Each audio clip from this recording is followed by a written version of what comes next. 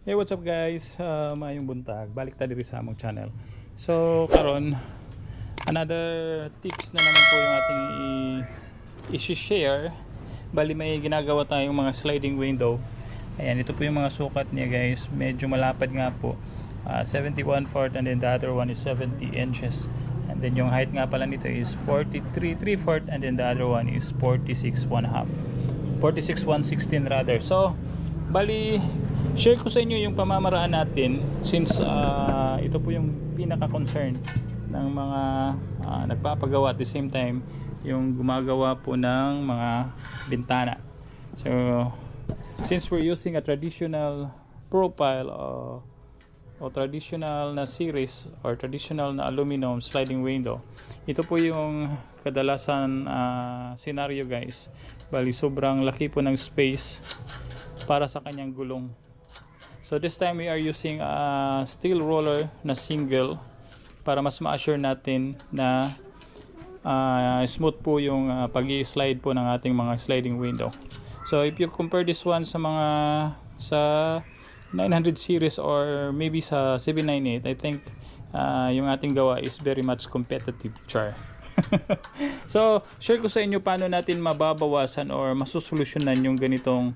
Kung napapansin nyo po, sobrang laki po ng space. Ayan, sobrang laki. So, sobrang magalaw po yung gulong. Especially pag may glass na po yan, hindi po siya stable. So, share ko sa inyo guys yung ating technique kumbaga. Madam, paliw ko video madam.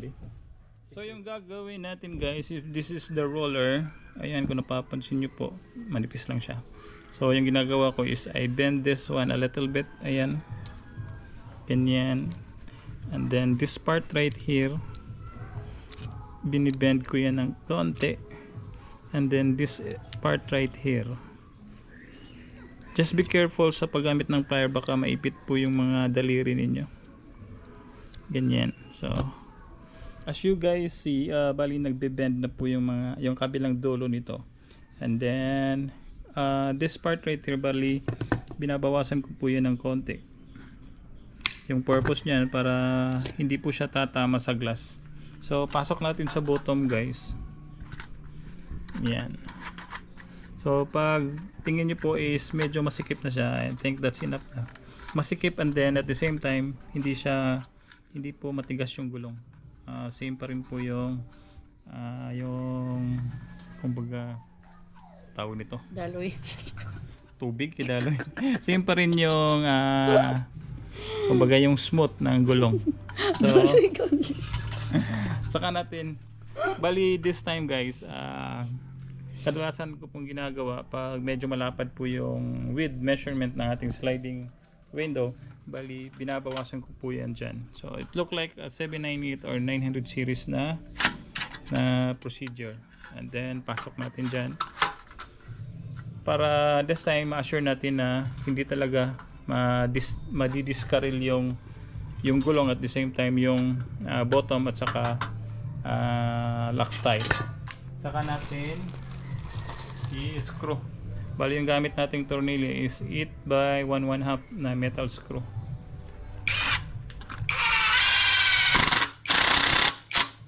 Ayan. So kung napapansin nyo po, hindi na po magalaw yung ating gulong. Less movement na po yung napoproduce sa ginawa nating procedure. So bali yung point ko dito is since yung mga customer natin is hindi naman mga mayayaman, kumbaga mga middle class lang, at the same time may mga medyo mahirap din, kumbaga hikaw sa buhay. So we find way na gumamit tayo ng traditional, which is mas lesser po yung price, at the same time very accessible po yung materials. And then yung ginawa natin is we make sure na very functional po yung ating sliding window, na ma-assure natin na mag-last po siya, hindi po masasayang yung ibabayad sa atin ng ating customer. So that's it guys, sana may nakuha kayong konting idea dito or paggalaw rather, dahil nga po sa ginawa nating pag-bend, naiiwasan natin yung space sa bawat gilid ng ating gulong. In this procedure, ma-assure natin na smooth po yung sliding ng ating yung na-assemble nating sliding window. So that's it guys. Hope may nakaka kayong konting idea rito sa ating ginawang fabrication ng sliding window. So that's it for now. Make sure to subscribe this channel at huwag niyo pong kalimutan i-like and share at subscribe na rin. Pa-click na rin ang notification bell para lagi kayong updated sa mga susunod pa nating tutorial video. Bye for now. Bye! Balik mo ito, story.